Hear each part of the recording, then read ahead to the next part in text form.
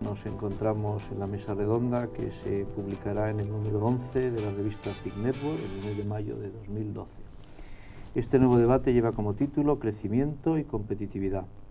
Hemos considerado oportuno impulsar este encuentro aprovechando el contexto de recesión económica que padecemos, con el objetivo de poner en común nuestras reflexiones y aportaciones en clave de futuro.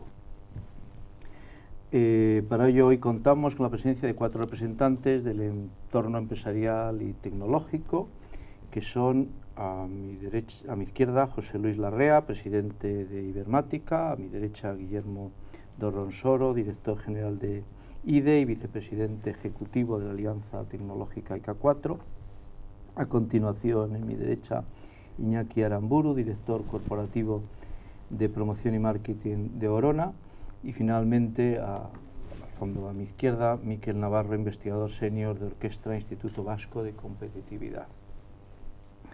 La primera pregunta que me gustaría, o el primer tema que me gustaría que comentaseis, tiene que ver con la situación actual. Estamos inmersos en un contexto de clara recesión económica. Quizás solo había que leer los periódicos de hoy para resaltarlo más, con importantes medidas adoptadas por los gobiernos en clave de reducción del déficit y de control del gasto público, a lo que se le suma el clima de incertidumbre y de temor a las consecuencias que este contexto puede provocar o está provocando en, entre otros, los agentes generadores de riqueza, tejido empresarial, y los agentes inmersos en la generación de conocimiento tecnológico y científico, así como en el conjunto de la sociedad. Me gustaría conocer vuestra opinión sobre el estado actual de estas cosas, es decir, que aportéis una primera reflexión sobre vuestra propia mirada o el análisis que desde vuestras respectivas organizaciones realizáis del momento actual. Quizá empezamos por ti, José Luis. Pues muy bien. Bueno, la pregunta es profunda, ¿no? Yo me voy a fijar un poco en algunos elementos que has comentado y al hilo de eso voy a hacer un par de reflexiones, ¿no? Pero seguro que tenemos oportunidad de profundizar, ¿no? Hay un contexto de recesión económica. Yo sí creo que es importante ser siempre muy conscientes, que tú has dicho que demos la opinión desde donde estamos, de la importancia de los contextos, ¿no?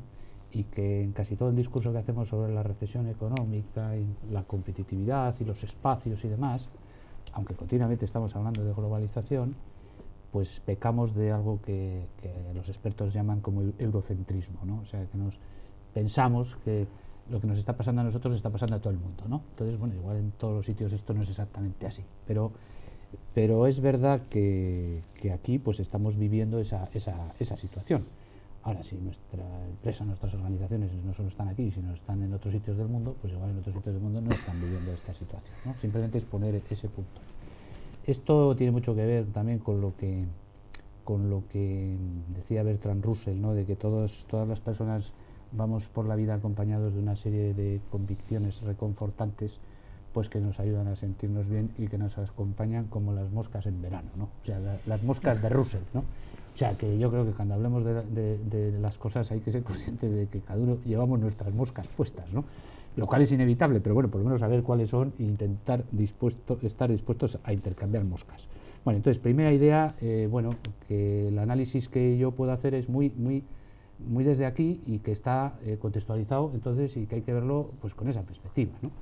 Segunda, pues tú has comentado, ¿no? Dice, cuando se produce una situación de crisis, que efectivamente la hay, pues hay una lógica natural, esto está muy estudiado, de volver a hacer lo que hacíamos antes y volver a mirar para atrás de alguna manera, y entonces pues como el camino que hemos seguido en el pasado ha tenido mucho que ver pues con la calidad, con los costes laborales bajos y con estas cosas, pues el reflejo natural es, oye, pues a ver cómo hacemos mejor lo que hacíamos, más de lo mismo, y además cómo bajamos los costes laborales, y además, bueno, esto que yo creo que es inevitable, porque siempre que se va avanzando en la competitividad, pues se van dejando también márgenes en ese camino, y que cuando hay una situación de crisis hay que mirar a ver qué márgenes tenemos dentro para ajustar y hacer las cosas mejor. O sea, esto también tiene una parte positiva que tiene mucho que ver con la eficiencia, pero que no nos podemos focalizar solo en eso, y sobre todo tenemos que volver a mirar a esos temas de costes laborales o a esos temas de calidad pero con otra perspectiva distinta a como los miramos hace años, ¿no?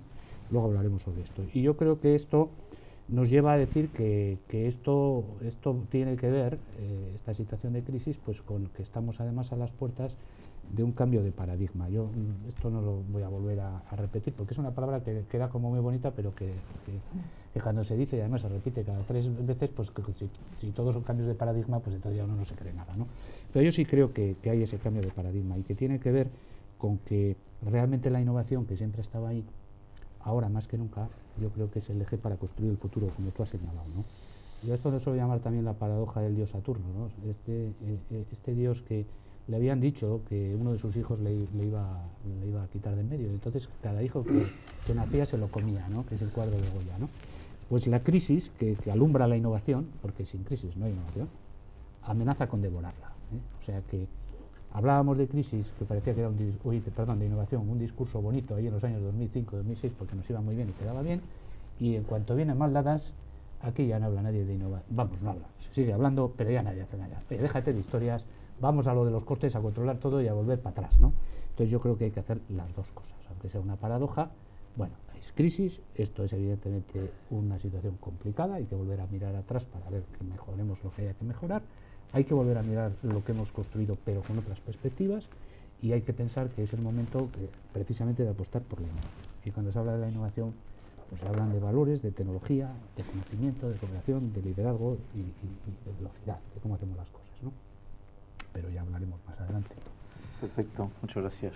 Pues continuamos por Guillermo. Sí. Yo coincido mucho con lo que ha comentado José Luis. Y cuanto más lees y más observas, ves que el consenso en que estamos acercándonos a un cambio de modelo es mayor. Hace un par de semanas el foro de Davos, que es poco sospechoso, decía que había que rediseñar el capitalismo. Que el foro de Davos diga que hay que rediseñar el modelo en el que están sentados todos los más poderosos económicamente, y es decir, el modelo que nos ha traído hasta aquí hay que rediseñarlo, pues dices. Y he leído también que esta semana en el Harvard Business Review que se preguntan quién va a ser el que escriba el libro del Capital de Karl Marx. Dicen, no, ese no, porque ese ya hemos visto que no funciona, pero uno parecido, porque está visto que el de Adam Smith ya se nos está acabando, ¿no? El taylorismo, tierra, trabajo y capital, esto ya no da más de sí. Y dicen, bueno, ¿no? Entonces claro, yo creo que la perspectiva es la de cuando cayó el régimen feudal y surgió un nuevo modelo económico. Probablemente tenemos que retrotraernos a unos cuantos y efectivamente hay que ponerse una cabeza nueva. El Renacimiento fue un proceso que duró primero muchas décadas, no es un asunto que surge de un año para otro, de repente aparece un nuevo modelo. Y también hay que recordar que aquellos que impulsaron el cambio del Renacimiento acabaron casi todos por muerte violenta. Entonces, no suelen ser cambios sencillos de hacer, ¿no? Ahora somos un poco más civilizados, pero desde luego los cambios que tenemos por delante no parece que se vayan a poder hacer de una forma tranquila. Vamos a necesitar, siempre que ha habido estos fenómenos en la historia, ha habido revoluciones burguesas. O sea, que hace falta que la clase media se movilice para decir, oye, hay que cambiar las cosas. Yo no sé hasta qué punto esto es un poco tremendista, pero sí que parece que hay personas incluso que el titular de la charla, crecimiento, se preguntan si efectivamente la resolución es el crecimiento, que luego ya hablaremos también de este asunto. O sea que coincido mucho con lo que dice José Luis. Continuamos. Miquel Navarro. Bueno, yo no sé si es por seguir a mi expresidente, pero también coincido con él. No sé quién sigue a quién, más bien yo a ti, pero bueno. Yo quizás lo que diría es que no estamos en un tiempo de incertidumbre, sino que estamos en un tiempo de certidumbre, ¿no? Lo que está clarísimo es que vamos a tener unos años muy malos, ¿sí? Y por dónde tenemos que salir. Esto es que de lo que es economía doméstica, mercado interno, hasta mercado europeo, como antes decía José Luis, pues ahí no va a haber crecimiento y que entonces tenemos que internacionalizarnos, ¿no? Es más, a mí cuando me preguntan tanto sobre las macro y demás, o sea, realmente cada vez me aburre más, entre otras cosas porque no tengo capacidad de decisión sobre eso. O sea, desde el País Vasco no vamos a incluir en la macro. O sea, es una variable que nos viene dada y de esa variable lo único que podemos hacer es adaptarnos y la adaptación es la internacionalización. Entonces, lo que te tienes que preguntar es ¿qué puedes hacer tú para internacionalizarte? para tener éxito en la internacionalización. Y ahí entramos en dos mecanismos, ¿no? Uno sería, pues lo que siempre se ha dicho, ser competitivo, y ser competitivo vía diferenciación. Si me preguntaran, vía diferenciación, ¿cómo podríamos llegar a cabo ese proceso? Porque, bueno, lo que uno aprende de la historia, aunque hay cambios, uno ve que las sociedades que avanzan son las sociedades que van transformándose, o sea, que son capaces de transformar sus estructuras. Y esa transformación de las estructuras yo creo que pasa sobre todo por dos grandes vías. Una es el ser capaces de adaptar las grandes tecnologías genéricas o capacitadoras a la transformación de nuestras estructuras tradicionales. O sea, yo no creo que nuestra futura empresa va a ser bio-bio o nano-nano, pero sí que en nuestra alimentación, en nuestro mercado, en nuestra máquina herramienta, resulta que va a estar trabajando para el mundo en parte de la bio, va a estar trabajando con nano. Tenemos que meter las grandes tecnologías genéricas en todo nuestro tejido productivo. Y lo segundo, tenemos que ser capaces de combinar conocimientos diferentes. Pues bueno, pues el metal o ingeniería con la electrónica. Esto es una política cross-sectorial o de la vida relacional. Eso es lo que sería diferenciación. La segunda es la de los costes. La de los costes se puede entender de dos maneras. A mí la variable que me interesa del coste es el coste unitario. Y el coste unitario depende de dos cosas.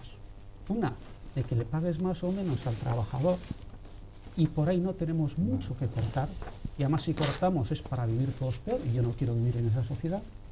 Y la segunda es aumentar la productividad. Eso es aumentar la eficiencia, pero en un sentido positivo, ¿no? Y yo creo que ahí nos queda muchísimo por recorrer, sobre todo en cambios organizativos, cambios que posibiliten el aprovechamiento de toda la creatividad que tienen las personas en las organizaciones, etcétera, superando un poco las organizaciones tan tayloristas que incluso en el País Vasco, que podemos fardar de movimiento cooperativo, de tomar en cuenta a la persona, al trabajador. No, las estadísticas nos muestran que en organización de trabajo, por ejemplo, estamos claramente por debajo de la media europea y desde luego muy lejos de los países europeos. Perfecto, gracias. ¿Y Iñaki? Bueno, pues creo que va a ser bastante pleno en las opiniones que hemos ido vertiendo. Para empezar, no queda más que admitir que, aunque no queramos decirlo frecuentemente, es un hecho, ¿no? Hay un cambio de paradigma, una revolución estructural, no coyuntural, un cambio de escala, y tenemos que adaptarnos a ello. Y ante esta situación, y siempre desde el punto de vista más de la empresa, pues nosotros no vemos más que la necesidad imperiosa de sufrir nosotros mismos una profunda transformación. Una profunda transformación que nos permita seguir generando riqueza de forma competitiva, porque de otra manera no la generaremos. Y ¿cuál es, vamos a decir, el sueño o el lema con el que vemos el final del túnel, la luz, ¿no? Pues claramente aprovechando, como siempre, la ola al máximo posible y estando convencidos de que a la salida de la crisis vamos a ser mucho más competitivos de lo que somos hoy en día. Vamos a ganar posiciones con respecto a los demás, porque la crisis también es para los demás, recordémoslo. Y los demás también tienen que enfrentarse a los mismos retos y a las mismas dificultades que nos encontramos nosotros. Podemos tener algunas particularidades por estar localizados aquí o allá, o por tener algún tipo de condicionamiento pues específico, pero en general todos sufrimos la crisis y todos tenemos que luchar contra ella, y nosotros estamos convencidos de que nosotros estaremos mejor posicionados que al comienzo de la crisis. Bueno, y dicho esto, y hablando ya pues más en genérico para luego pasar a algo particular, pues no podemos decir que existan recetas ni mágicas, ni genéricas, ni para todo, ni para todos. Entonces ya no me queda otra más que empezar a hablar un poco de nuestra situación como empresa, ¿no? Entonces, nuestra situación como empresa y nuestro mercado, pues lo de España está claro, ¿no? Hemos pasado a vender menos del 20% de lo que vendíamos hace unos pocos años en España, en lo que es, vamos a decir, venta nueva, aparato. Y nos encontramos en que un contexto donde apretarse el cinturón es la norma pues lo que es el servicio, el mantenimiento, etcétera. Está súper, no sé cómo decirlo, achuchado, competido, lo llamáis como queráis, pero está muy apretadito, ¿eh? Estamos sufriendo continuas renegociaciones, continuas bajadas de precio, etcétera. Y tenemos que seguir compitiendo y viviendo en ese sector. Y desde luego, si miramos a España de nuevo, pues esto tardará en recuperarse y por supuesto, si de alguna manera va a empezar a coger cierto volumen, será siempre traccionada por aquellas empresas que tengan más actividad en el sector, coincidiendo de nuevo con la idea de internacionalización de Miquel, etcétera. Y en nuestro caso, y ya particular, nosotros qué es lo que estamos tratando de aplicar como recetas para nuestro gasto, en nuestro sector y en nuestro contexto. Pues básicamente tres. Uno, seguir manteniendo una apuesta decidida sobre la innovación, que bueno, luego si queréis podemos entrar en algunos datos concretos, pero bueno, yo creo que ahora nuestra, vamos a decir, emblema y representación de que esto sigue siendo así es Orona Ideo, nuestra apuesta en Galarreta. La segunda es internacionalización. Nosotros pretendemos incrementar nuestra presencia fuera de España y hoy en día simplemente doy unos datos de que ya estamos presentes como Orona en 8 países y en más de 90 expidiendo material. Y pretendemos que eso sea todavía mayor en los próximos años. Y el tercer eje es el eje del servicio. Pretendemos también incrementar nuestro mix de ventas en lo que es el servicio frente a lo que era el producto, la fabricación, la instalación, y esperamos que en breve nos acerquemos a situaciones relevantes en servicio, aunque ya en este momento, hoy en día puedo decir que el cierre del 2011, por ejemplo, ya estábamos con ingresos que eran más del 50% en servicios. Entonces esos son los ejes que nosotros estamos siguiendo. De acuerdo, pues muchas gracias por la primera ronda de opiniones. Ahora paso a una serie de preguntas y contestáis ajustándoos a ella o por cualquier otra dirección, solo son un esquema. Yo pensaba que, bueno, si no es realista alcanzar próximamente el crecimiento económico que teníamos hace unos años, como se desprende al escuchar a cualquiera de nosotros o responsables políticos y económicos, ¿no sería preferible mejorar el estado de las cosas haciendo más con menos en lugar de perseguir un objetivo inalcanzable y además sentirnos fracasados? Bueno, pues ahora podemos ir o por cualquier orden una vez o José Luis. Nada, pues ya esta vez voy yo también y luego ya. No, bueno, hombre, el comentario tuyo abre un debate muy profundo, ¿no? Yo creo que sobre esto ahora ya hay muchas líneas que se están abriendo, más allá de las que puedan identificarse con protestas más o menos organizadas sobre la idea del decrecimiento, ¿no? No la del crecimiento, ¿no? Hombre, y la física y las cosas te dicen que el crecimiento infinito no es posible. Esto que es algo que parece que lo dice el sentido común, pues luego a veces resulta que en el día a día, como decía Miquel, las cosas de las cosas que hacemos, aparte de los análisis más o menos, o de los análisis macro, pues a veces nos hemos dejado obsesionar por el crecimiento, ¿no? Esto tiene mucho que ver con otros debates, a mi juicio, que tiene que ver con el consumo, etcétera. Vivimos se habla de la burbuja de tal, bueno, vivimos en una sociedad de burbuja, o sea, entonces, bueno, pues vuelvo a decir la que tenemos más alrededor, porque este discurso contado en Senegal, pues seguramente que no aguanta un segundo, ¿no? O sea que, y también en África si no va mucho, ¿no? Pero ¿dónde estamos, no? Entonces yo creo que este es un debate efectivamente muy interesante y que yo aquí me parece que vuelve a poner de manifiesto este cambio profundo de que las cosas pues no sabemos muy bien por dónde van a ir, ¿no? Y esto afecta incluso a la propia manera que tenemos de contar las cosas, ¿no?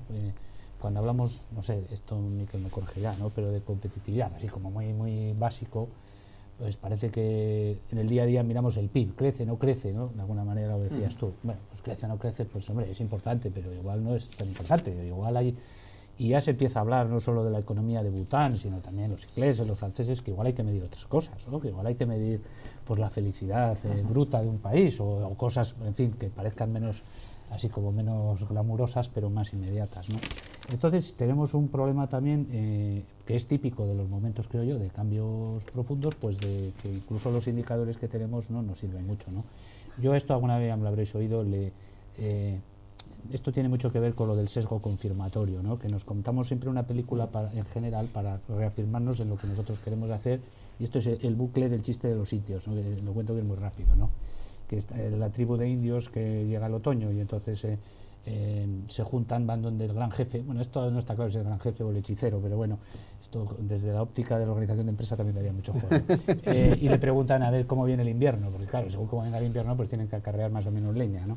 El gran jefe normalmente estas cosas le suelen pillar a destiempo, está pensando en otras cosas y normalmente lo que dice es, pues oye, seguramente que es un invierno frío, así que ir acarreando leña, ¿no? Bueno, los indios se ponen a acarrear leña, según van acarreando le van preguntando al jefe, el jefe ya la segunda vez que dice esto, pues como es un hombre responsable, llama al Observatorio de Estados Unidos a preguntar a ver cómo piensan que va a venir, el Observatorio Meteorológico, cómo va a venir el invierno, ¿no? Entonces el Observatorio dicen que parece que va a venir frío, ¿no? Bueno, este ejercicio se repite varias veces hasta que ya los indios están hartos de agarrar leñas, están a punto de rebelarse y el gran jefe ya le dice a la del call center del observatorio que le pase con alguien con, en fin, con un poco más entendido que no acaba de tenerlo claro, y después de conseguir eso, pues el gran jefe del observatorio le dice, mire, la verdad es que no tenemos ni idea lo que va a pasar, pero es que los indios no hacen más que acarrear leña. Bueno, entonces, vamos a ver, el PIB crece porque no crece para el consumo, de pronto resulta que es malo y luego pasa a ser bueno, la inversión. Bueno, entonces yo creo que algo de esto tenemos este pequeño lío, ¿no? Lo que yo sí creo es que en la línea que se ha dicho antes, enlazando con lo que tú dices del crecimiento, que yo creo que este es el debate, pues lo que hay es evidentemente un cambio muy profundo, y yo sí creo que esa percepción de cambio, que ha existido siempre en la humanidad, pues seguramente hay tres aceleradores que están íntimamente relacionados que yo creo que nos están produciendo ese cambio, ¿no? Uno es la globalización, que evidentemente siempre ha existido, pero ahora seguramente, pues, y la globalización lo que te hace es incrementar la diversidad, ¿no? La complejidad de alguna manera, ¿no? O sea, cuando no eres global, pues solo es una cosa. Cuando se te abre el campo de juego, pues se te incrementa la diversidad, ¿no? Luego, por otra parte, está la tecnología, ¿no? O sea, el desarrollo tecnológico, quizá muy pegado todavía, lo vemos como lo más inmediato a las TICs, ¿no? Porque ya nos hemos olvidado, pero es verdad que son las que nos están cambiando todo, pero efectivamente hay lo que viene ya, que esto sabéis tú mucho más que yo, toda la nanotecnología, la biotecnología, las tecnologías de pensamiento, las tecnologías de energía, que además son convergentes, con lo cual los efectos se multiplican. Bueno, ahí yo creo que la que viene es mucho más gorda todavía que la que, desde el punto de vista de ese acelerador de cambio, ¿no? Y luego la rapidez con la que se produce el intercambio de información, ¿no? Que además todo es absolutamente inmediato. Yo creo que estos tres aceleradores hacen que todo se vuelva más complejo y más diverso, y entonces pues todo se complique más. Y una de las cosas que me preocupa es que, lejos de producir esta complejidad, este incremento de complejidad, una mayor profundización en el pensamiento para analizar realmente, Daniela también decía a mí que, Iñaki, ¿no? Oye, bueno, ¿nosotros qué tenemos que hacer? O sea, vamos a dejarnos aquí ya de líos mentales y de tal, bueno, ya nos aclararán los expertos, vamos a internacionalizarnos, vamos a trabajar por diferenciarnos, vamos a mirar bien los costes y otras maneras de hacer y demás. Bueno, lejos de que haya una profundidad en el pensamiento, esta complejidad mezclada de una incertidumbre que es certidumbre, la línea que decía Miguel, pero que lo que se proyecta es incertidumbre, yo creo que está proyectando en la sociedad en general una idea permanente de superficialidad. O sea, aquí desde los chavales jóvenes hasta cualquiera, lo que se busca es lo inmediato, lo concreto, lo preciso, lo fácil, y que me lo den todo hecho. Y esto explica la salsa rosa, eso explica que todo sea una especie de barambumbuyo, en donde la gente también y los pensamientos sensatos, que normalmente tienen que ver con lo de trabajar, perseverar, seguir haciendo las cosas bien y demás, pues tampoco tiene muy buena fama, ¿no? Y a mí eso sí me preocupa, porque creo que además esto tiene mucho que ver con lo que, tampoco quiero hablar de otro debate, pero que tiene mucho que ver con esto que hemos dicho, la globalización, tecnología y el incremento de la velocidad, ¿no? La globalización, incremento de diversidad, la tecnología, incremento de conectividad, capacidad de relacionar muchas cosas, y la velocidad, el tiempo, ¿no? Y entonces pues te encuentras con que los chavales, por ejemplo, en los procesos de formación, pues la tecnología, lejos de ser un instrumento, acaba convirtiéndose en Internet. Sobre esto ya se está escribiendo. Nicolás Carr tiene un libro muy bonito que se llama Superficiales, ¿no? Es decir, hasta qué punto Internet, que es una gran herramienta para que hagamos cosas, acaba despistándote, acaba llevándote a quedarte con lo superficial en vez de con lo concreto, ¿no? A mí ahí sí me parece que eso es un problema que tenemos. Y entonces, y termino, dentro de ese contexto todo se vuelve un poco discursos, que a mí es lo que más me preocupa, luego volveré sobre esto, muy bien construidos, todos tenemos más o menos, oye, porque hay muchas, te montas a internet y te montas un discurso en 2 minutos, esto no es como cuando yo estudiaba, o sea, que no, tenemos un discurso muy bien montado, aparentemente muy bien construido, pero es de cartón piedra, detrás no hay nada, y en el fondo nos hemos olvidado de que detrás de toda esta historia está la gente otra vez, de alguna manera la gente, las personas, las empresas, o sea, los que estamos aquí somos personas, representaremos a lo que sea, a las organizaciones, pero somos personas. Yo creo que nos hemos olvidado de la gente y de aplicar la innovación a través de la gente y de que los que innovan son las personas, con tecnologías, con tal, pero que los que hacen crecer el conocimiento son las personas, que los que proyectan actitudes y valores son las personas, que los que lideran una sociedad, y yo creo que, lo digo en primera persona, que montamos el discurso y nos olvidamos de la gente, de las personas. Y ahí tenemos seguramente mucho que hacer para que no nos pase lo del chiste. Y siendo conscientes que cada uno también, oye, pues tendremos que hacer lo que está en nuestra mano, porque como queramos resolver el mundo, pues lo tenemos complicado, ¿no?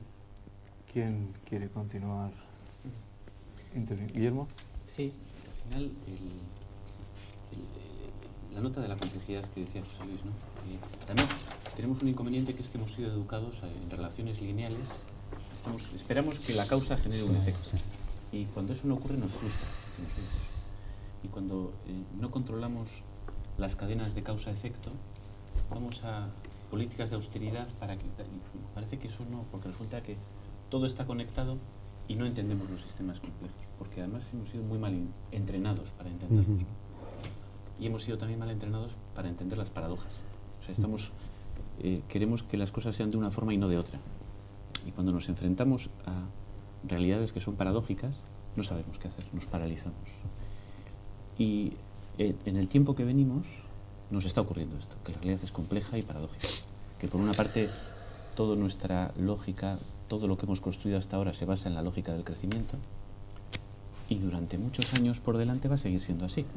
Quiero decir que es lo que decíamos, esto de la noche a la mañana no va a caer, y lo que no puedes decir es, cuando tienes una empresa pues, como la que tenemos de 500 personas o un centro de investigación como ICA 4 de 1.300, decir, oye, vamos a ser hippies todos y vamos a apuntarnos. Dicen, oye, mira, es que hay que pagar 1.300 nóminas y la lógica imperante dice que hay que... Entonces, ¿cómo hacemos esto? Es algo en lo que yo creo que probablemente hay que agarrarse a cuestiones fundamentales. Cuando la receta que yo creo que tiene más... Hay que agarrarse a valores fundamentales, valores que en la historia de la humanidad han demostrado que son consistentes y que probablemente cuando todo va bien no son tan importantes, cuando todo va sobre ruedas, pues ser más o menos solidario, ser más o menos austero, ser más o menos honesto, pues en fin, no hay tanta diferencia. Cuando las cosas se complican, marcan una diferencia fundamental. Entonces yo creo que también aceptar que todo va a cambiar y que por lo tanto cuando hablamos de innovación, como dice José Luis, lo más complicado es cambiar a las personas. O sea, innovar es que cada persona esté dispuesta a aceptar cambios fundamentales en la forma en la que educa a sus hijos, en la forma en la que afronta su trabajo, su empleo, su relación con la empresa. Entonces, claro, hacer todos estos cambios es un cambio que nos va a llevar mucho tiempo. Hay que adaptar una escala de tiempo para pensar que vamos a salir de esto en 3 años o en 2 años, o esperar que... Y probablemente hay una tercera clave para mí, y también con esto acabo, que es que como esperemos que estos cambios los hagan o las instituciones, o los grandes empresarios, o las referencias, los referentes que hemos tenido, pues vamos dados, ¿no? Esto requiere probablemente una implicación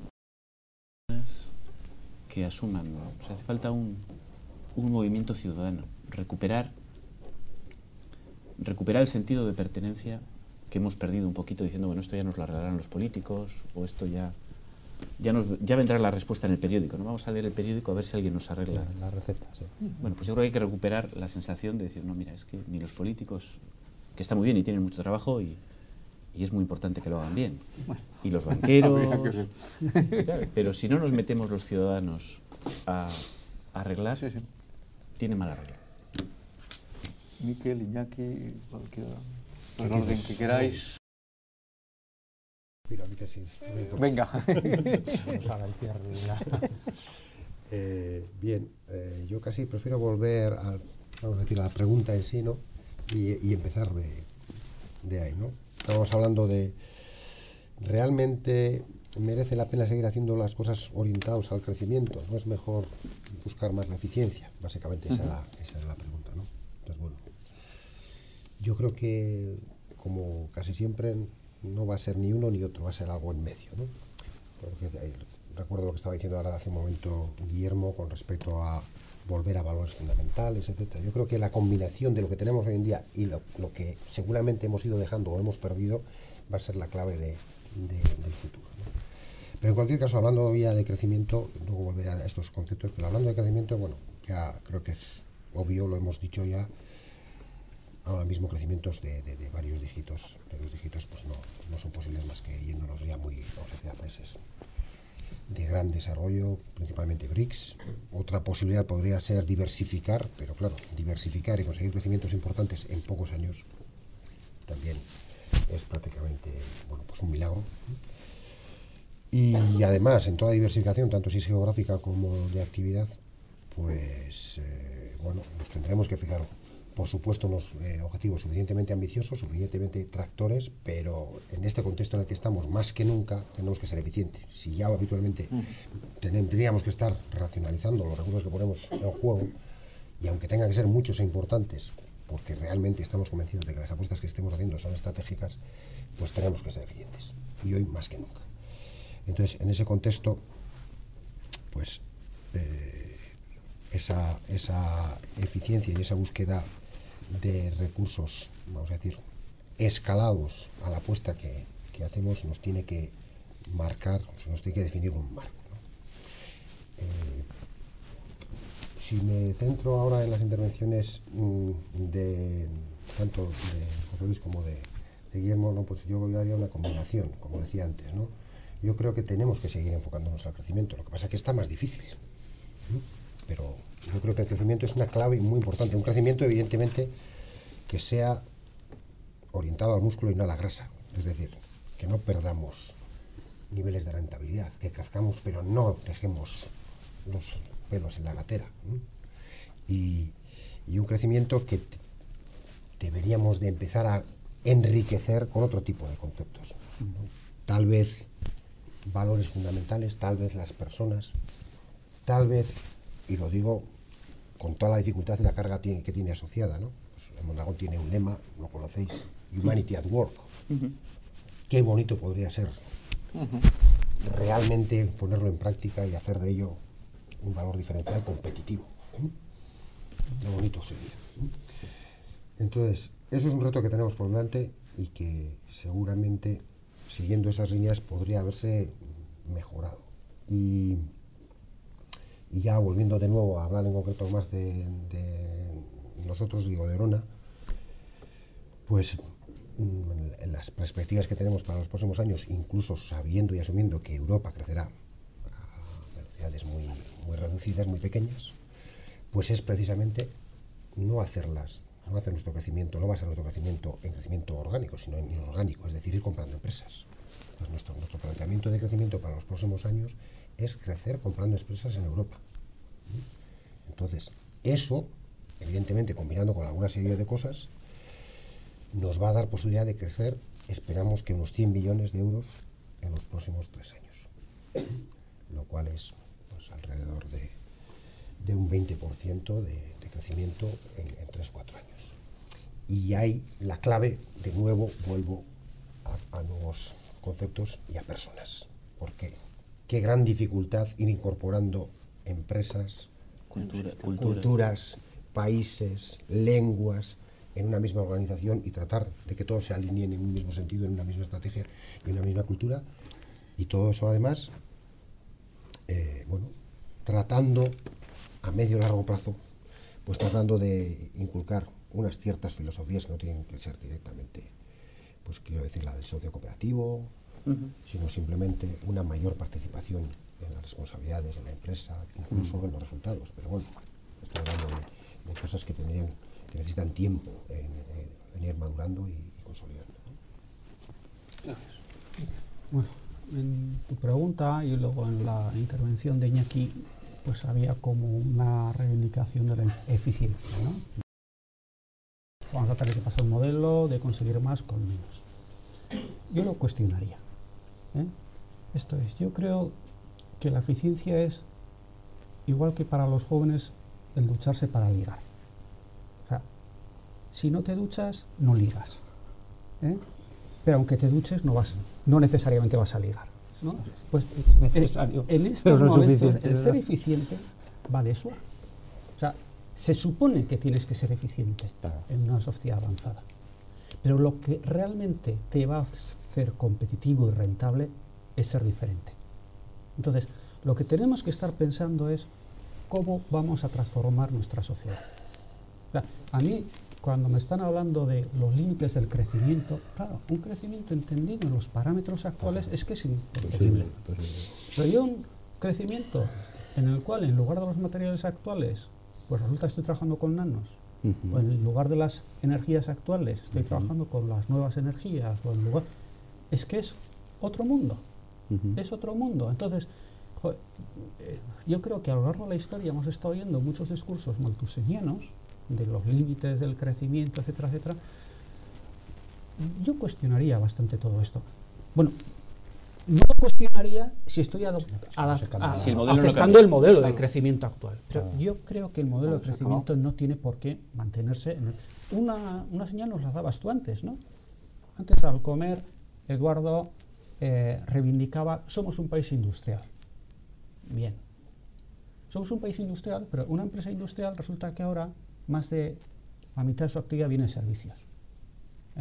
Esto es, se está produciendo una revolución tal en toda la economía que los servicios están en todo, en todo. O sea, nuestro modo de hacer negocios, nuestro modo de innovar, etcétera, es que es diferente. Entonces, no podemos seguir jugando con los esquemas tradicionales de medición de crecimiento, de indicadores, etc. Y por supuesto, comparto que además de eso, si tienes que empezar a medir otras cosas aparte de las económicas, ¿no? Que es felicidad, sostenibilidad, etcétera, etcétera, ¿no? Y ahí pues nos faltan instrumentos, porque claro, como se suele decir, si tú no mides los objetivos, pues bueno, pues al final no vas a actuar sobre los mismos, ¿no? Bien. Volviendo o continuando con el crecimiento, planteaba que un pequeño crecimiento no significa, en mi opinión, que tenga que producirse una caída del estado de bienestar ni aumentar la tasa de paro. Tampoco implica que deje de ser prioritario aumentar la productividad. En este contexto, ¿no sería preferible también mirar hacia Japón, que después de 2 décadas de crecer poco, disfruta de uno de los mejores niveles de vida, es competitivo, sus universidades son prestigiosas, su tecnología es de las más avanzadas y está en la vanguardia de la investigación?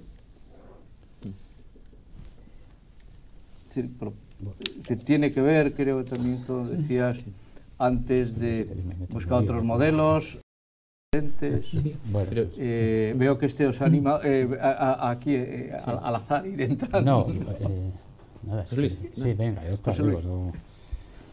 No, vamos a ver, es que estamos, yo creo que efectivamente, no sé si cerrando el círculo o abriéndolo, ¿no? Pero, y al hilo del comentario que haces también, bueno, yo no puedo hacer un comentario sobre la experiencia japonesa porque, de verdad, mi pecado de eurocentrismo o de euskalcentrismo es tan fuerte que no conozco demasiado. No me refiero, pero sí conocemos suficiente como para saber que hay otros modelos y mantiéndose todo en estado del bienestar. Yo creo que, por un lado, se habla de eficiencia, eso está claro, ¿no? Quiero decir, pero ese es un poco el discurso. Trabajamos con estereotipos, entonces cualquier cosa, como no las contextualicemos, pues se puede entender como se quiera, ¿no? Pero poco este estadio de la eficiencia que yo lo suelo simplificar con la calidad, en el sentido de decir, oye, hay que hacer las cosas bien, no hay que ir duchadito, o sea, si no, ni salgas de casa, no, claro. No, en la empresa yo hace años, pues en la empresa nuestra decía, oye, no, es que nosotros no, es que sabemos hacer informática. Digo, hombre, joder, es que si no sabemos hacer, pues casi mejor ni salimos de casa, ¿no? O sea, es que tienes que aportar otro valor, ¿no? Sabemos poner la tecnología al servicio de usted para que usted le vaya muy bien, para que usted sea capaz de diferenciarse, etcétera. Claro, esto dices, bueno, pues qué bonita queda la frase, ya, pero es que esto cambia la manera de ver tu negocio, o sea, la manera de organizarte, la manera de hacer las cosas, ¿no? Entonces yo creo que el eje de la eficiencia es condición necesaria, aunque no sea suficiente, pero esa es inevitable. O sea, como te olvides de esa, o sea, estás perdido. O sea, a partir de, o sea, vamos, esto es lo de la calidad y la innovación, pues es que van de la mano. Es que si no se puede, no es que, no, ahora como ya pasamos a este otro estadio ya me olvido del anterior, que es que esto es además de, ¿no? Entonces, yo ahí, el otro elemento que decía también Miquel y los demás, es, claro, cuando decimos que el crecimiento en su modelo actual se agota, cualquier proyecto, las empresas en su modelo de éxito, esto hay muchas cosas escritas, ¿no? Se agotan, si no te transformas se agota, la energía, si no se transforma se agota, ¿no? Y nosotros somos humanos que hemos ido transformando la energía del planeta y primero la transformábamos, es a lo que nos dedicamos, a comer, a hacer otras cosas además y a alimentarnos y a transformar la energía, ¿no? Entonces, pues primero nos sale una sociedad agrícola, luego es industrial, luego es tal, bueno, luego ahora tendremos que transformar la energía de otra manera, ¿no? Entonces, a mí el eje de la diferenciación, que yo lo identifico un poco con la de la innovación, digo, aunque ya sé que no es, pues efectivamente sí me lleva claramente no a decir, bueno, y entonces ahora esto qué pasa, que es algo nuevo que no sabemos de qué va. No, hombre, estamos hablando otra vez un poco de lo mismo. Es cómo volvemos a mirar los recursos naturales de otra manera. No tenemos petróleo, pero igual tenemos mucho viento y muchas olas y muchas cosas que nos permiten producir energía que antes igual ni se nos ocurría, pero ahora la tecnología nos la permite resolver. Entonces, la innovación ahora, ¿dónde está? Volver a mirar esas cosas de otra manera, ¿no? Cuando decimos, y volvemos a mirar los costes laborales, que tú antes lo has señalado. ¿Para qué? ¿Para pegar otro apretón? Vamos a ver. Los costes laborales, estoy totalmente de acuerdo con lo que ha dicho Miquel, los costes laborales unitarios son resultado efectivamente de los costes por hora, que en una sociedad avanzada moderna, más allá de que se nos ha ido a todos creo que un poco la olla, ¿verdad? Y que habría que ajustarse un poquito, ¿no? Pero más allá de eso, hombre, yo la competitividad solo la entiendo al servicio de la sociedad y del desarrollo de sus ciudadanos. A mí no me interesa otro concepto de competitividad, o sea, es que a mí eso de que la competitividad como que no es solidaria, es que si no está al servicio del bienestar social es que no me interesa, entonces no la veo de otra manera, ¿no? Entonces, ¿cómo hay que fijarse entonces en los costes laborales? Por la vía de la productividad.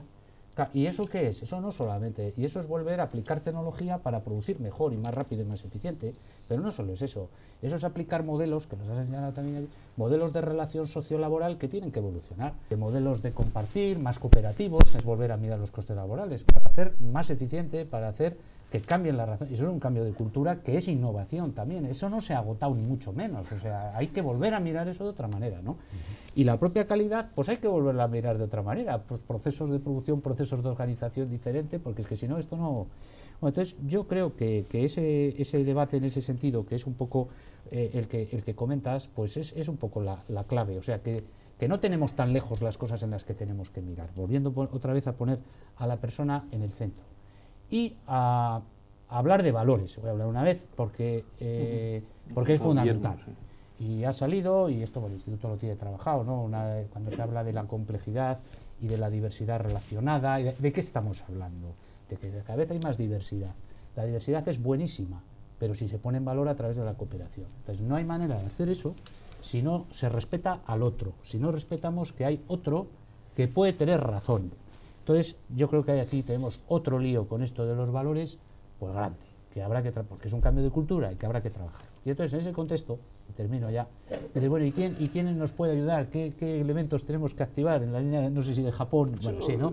¿Dónde están aquí las claves? Pues, hombre, pues yo creo que la universidad, y ahí meto los centros tecnológicos entre la universidad y la empresa, pero la universidad es clave. Yo creo que...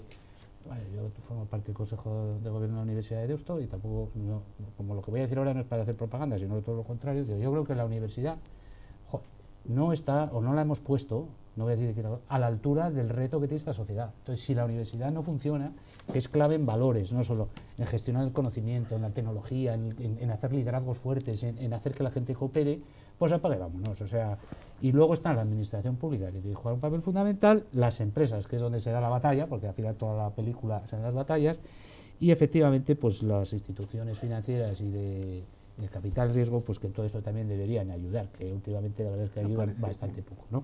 Entonces, de estas cosas parece que la experiencia que tú señalabas de Japón, ¿no? Universidades prestigiosas, tecnología avanzada, ¿no? Vanguardia de investigación. Entonces yo, ahora más que nunca, es cuando hay que apostar por esto. Y puesto de, pues la universidad, que es donde está el conocimiento, donde está la tecnología, donde hay valores, donde están los líderes del futuro, que esto no lo vamos a comprar en el kiosco de la esquina, esto no es una receta superficial que vas a ir a compras y que va a durar, pero hombre, que si tenemos claro qué es esto, y en eso yo creo que, como dice Vicky, la certidumbre para mí es total, pues hombre, a ver si nos ponemos a trabajar, o sea, porque lo demás no es creíble, ¿no? ¿Quién más? Bueno, si queréis, pues, Sí. ir cambiando de... Sí, no sé. Bueno, yo no sé, casi podría decir que coincido, no sé si al 100%, pero muy cerquita del 100%, con la intervención de José Luis. Simplemente, y por hacer un repaso rápido, no tengo muchos conocimientos sobre Japón. Seguramente Miquel probablemente tenga bastante más información que yo, pero desde luego, tal como yo veo Japón, una de las mayores economías del mundo, 160 millones de consumidores y de habitantes. Si comparo su situación con la nuestra, lo único que concluyo es que vivimos demasiado bien. Nosotros. Pero te interrumpo, pero Japón tiene, o sea, el País Vasco tiene, es una de las mayores regiones con mayor población y además está envejeciendo, que son las características de Japón. O sea, que es una región que la tienes que multiplicar por 1 millón, ¿no? Pero tiene características muy particulares. Socioeconómicamente tal vez, pero luego yo estoy convencido, por lo poco que conozco, que las apuestas que se han realizado en Japón en lo que es el impulso de la innovación, de la industria, el apoyo, vamos a decir, de todas las administraciones y tal, habrán sido seguramente la misma escala, es decir, 1 a 1 millón. Por eso quiero decir que nosotros vivimos demasiado bien para la apuesta que se ha realizado aquí. No digo solamente por parte de las administraciones, digo de todos, de la sociedad, de la cultura, de las empresas, etcétera. Estamos muy por encima del equivalente que nos correspondería si nos comparamos con los esfuerzos y la apuesta realizada por Japón, creo yo. Bien, en cualquier caso, creemos que es la línea a seguir. Estoy totalmente de acuerdo. O sea, ahora más que nunca, si puedo decirlo. Y yo creo que la apuesta por la innovación debe ser verbalizada y dejada patente claramente ante todos, vamos a decir, ante toda la sociedad y en nuestro caso ante todos los miembros de nuestra empresa, sean socios cooperativistas o no sean socios cooperativistas. Nosotros tratamos de inculcar ese, vamos a decir, valor de la innovación y tratamos de decir, y dentro de 4 años vamos a estar apostando por la innovación con estos cientos de miles o millones de euros, y de esos van a estar orientados a la investigación, no voy a decir que es básica, pero una investigación que todavía no tiene una orientación a un producto que va a salir al mercado, en un porcentaje cercano al 30%, y estamos hablando pues de decenas de millones en 2-3 años que se pondrán al servicio, entendemos que siempre final, de la competitividad de la empresa. No hoy, pero a la larga tiene que ser eso. No puede ser de otra manera. Y esa competitividad es la que nos va a permitir luego subsistir y crecer, las dos cosas, rentablemente. Y en ese trabajo de investigar, de innovar, nosotros estamos buscando permanentemente aliados de larga duración con los que nos casamos. No queremos un pelotazo, ni un braguetazo. Queremos alguien con el que vayamos a ir de la mano durante mucho tiempo, con el que nos desnudemos, le enseñemos nuestras debilidades, nuestras fortalezas, nuestras necesidades, tengamos ese contacto, ese roce periódicamente, y ellos, con la vista puesta en nosotros y en nuestras necesidades, y su conocimiento y su presencia en ámbitos, vamos a decir, internacionales, mundiales, podría decir, estén permanentemente tratando de focalizar todo lo que ven, todo lo que reciben, todo lo que esa antena recoge, y decir, y esto podría ser utilizado para que Orona sea más competitivo mañana. Esa es la estrategia y esa es la apuesta. Y esa es la forma que nosotros estamos enfocando el problema, con todas las dificultades del mundo y con un cierto nivel de éxito y un cierto nivel de fracaso, por supuesto. Guille, ¿tú querías comentar algo? No. Bueno, sí, seguro. Sí he seguido a Japón porque he coincidido con algunas personas. Y yo creo que sí hay dos cosas que me han llamado la atención en las políticas, ¿no? Uno, que siendo uno de los países que más invertía en ciencia y tecnología, en un entorno de presupuesto menguante, que esto es la recesión, les vino, o sea, llevan una década. Pues yo recuerdo al responsable del ministerio, cómo nos enseñaba la gráfica, así ha hecho el presupuesto público, así ha hecho la investigación, los gastos de investigación. Quiere decir que, claro, dice, no hemos recortado en todo.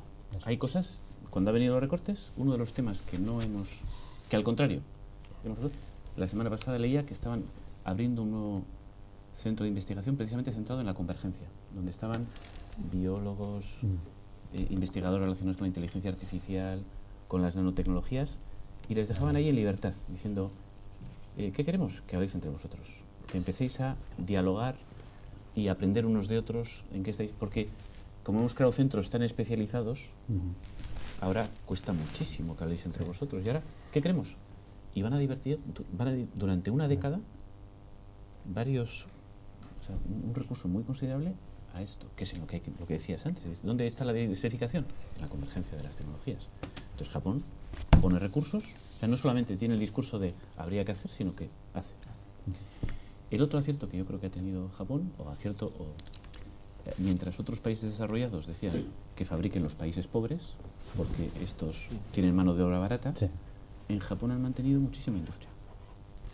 Quizá por una cultura endógena de aquí lo hacemos todos nosotros. Quizá no haya sido un acierto previsto, pero lo cierto es que han retenido grandes capacidades industriales. Y ahora, cuando Estados Unidos, el Reino Unido, países cuya industria era el motor del país, están tratando de recuperar su industria, Japón la tiene en forma. Y, con lo cual, efectivamente, la falta de crecimiento yo creo que no es una maldición en sí, si tú eres capaz de tomar decisiones adecuadas. La cuestión es acertar en las decisiones. Pero sí me parece una referencia para el País Vasco muy válida, muy acertada. La transferencia de conocimiento explícito y científico es fácil, de un lugar a otro. La de conocimiento tácito ya es más difícil y la de modelos sociales prácticamente imposible. Entonces, a mí Japón, bueno, considero que es un modelo social totalmente diferente del nuestro, muy difícilmente importable, y si fuera más a modelos, a aprender de modelos, sería más, por ejemplo, a modelos nórdicos, que también han seguido con industria, también han seguido invirtiendo en I+D, etcétera, etcétera, ¿no? Yo creo que un rasgo clave de la competitividad del País Vasco y de su éxito, observándolo en un periodo de 30 años de evolución, ha sido que se ha buscado una competitividad en solidaridad. O sea, en diferencias sociales, diferencias de renta, etcétera, etcétera.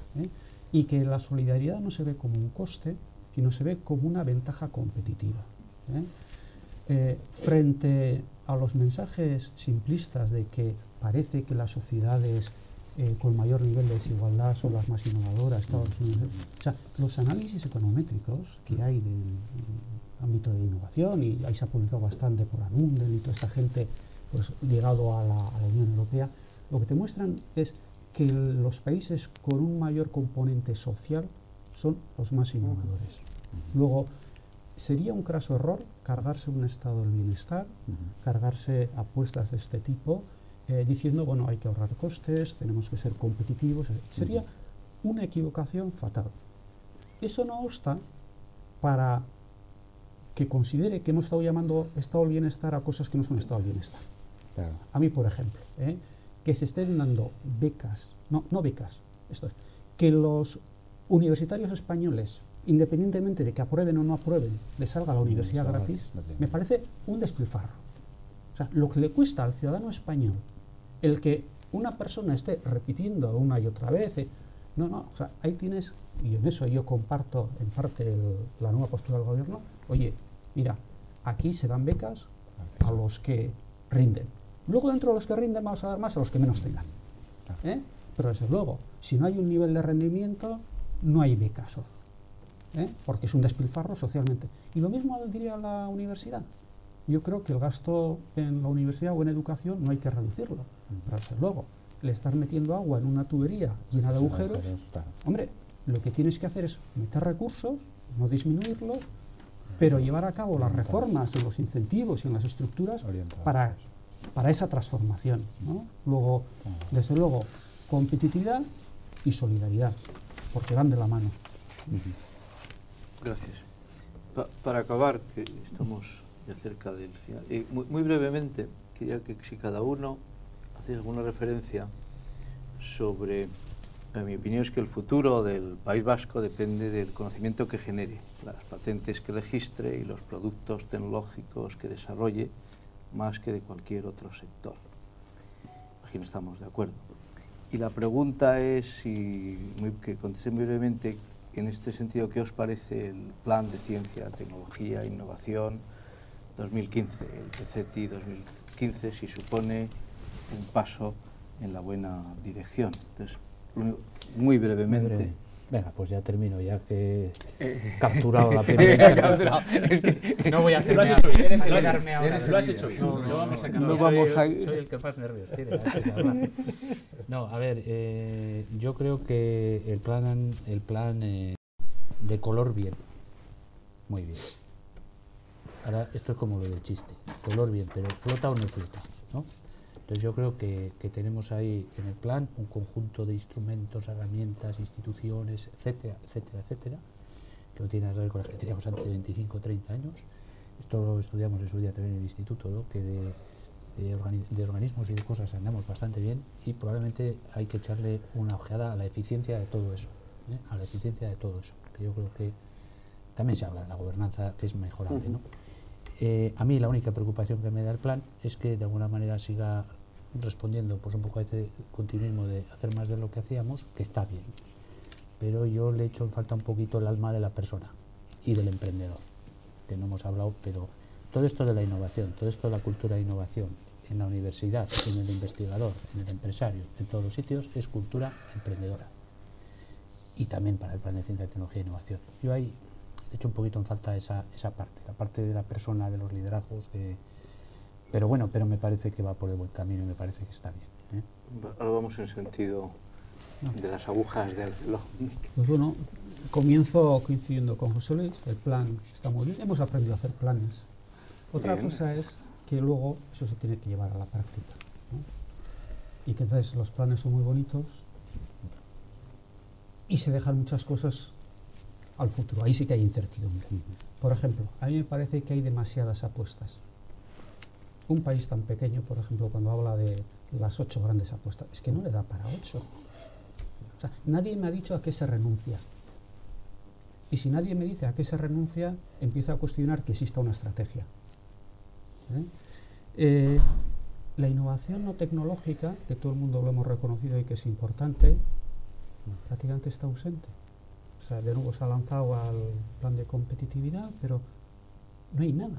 O sea, tenemos ahí, en estos momentos, uno de los sectores clave que se está viendo precisamente por todo el tipo de innovación en servicio, que es los servicios empresariales intensivos en conocimiento,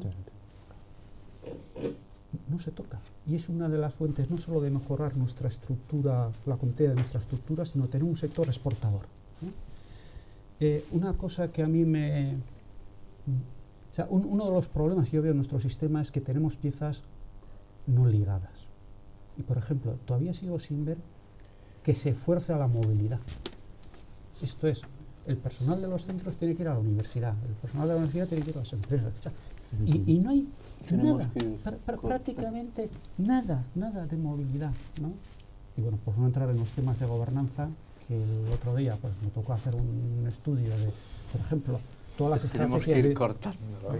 Pues paso ya la palabra Iñaki.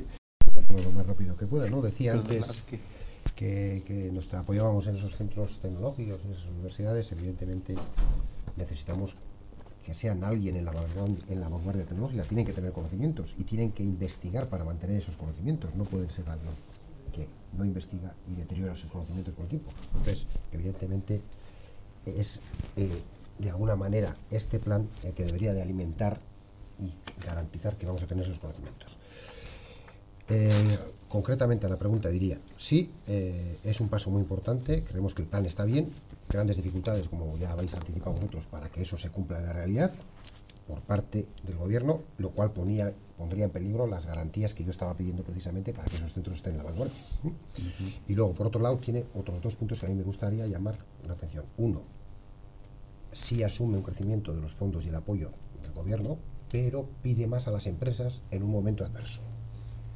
Y dos, no garantiza en ningún momento un nivel mínimo con el cual podemos decir que de forma selectiva, no sé si 8, 6 o 3, pero algunas de esas apuestas las garantizamos, porque si no, pues podemos perder todo.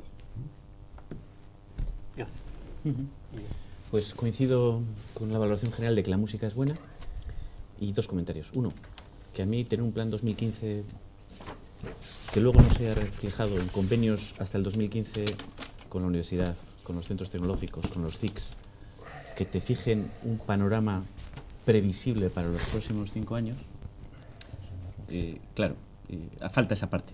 O sea, hemos dicho, los fondos del País Vasco van a evolucionar así. Y dices, bueno, y para las instituciones que ya tenemos, ¿cómo van a evolucionar? Porque es un dato, pero además dímelo con cierta credibilidad, porque yo para hacer mis planes entiendo la incertidumbre, pero vamos a firmar un compromiso, que luego, por supuesto, cualquier compromiso está sujeto a que las dos partes sufriremos, pero bueno, ¿cuál es tu compromiso conmigo hasta el 2015? Bueno, eso hablaremos año a año. Y dices, bueno, pues entonces... De color bien. Eso es. Y la segunda parte es que, vuelvo a mi mensaje primero, de que, como esperemos que el gobierno nos arregle la ciencia y la tecnología, el plan está muy bien, el gobierno está muy bien que lo ha hecho, tiene buena música, o nos metemos los agentes científico-tecnológicos, los agentes privados, a echarles una mano. Y hacer el trabajo. Eso es. Bueno, pues muchísimas gracias. No voy a intentar hacer ningún resumen, cada uno se lo resumirá como pueda. Solo quiero hacer hincapié en un tema que has oído varias veces, valores. Yo creo que, sobre todo en un momento de transformación, la cultura de los valores es fundamental. Y bueno, yo que soy un espectador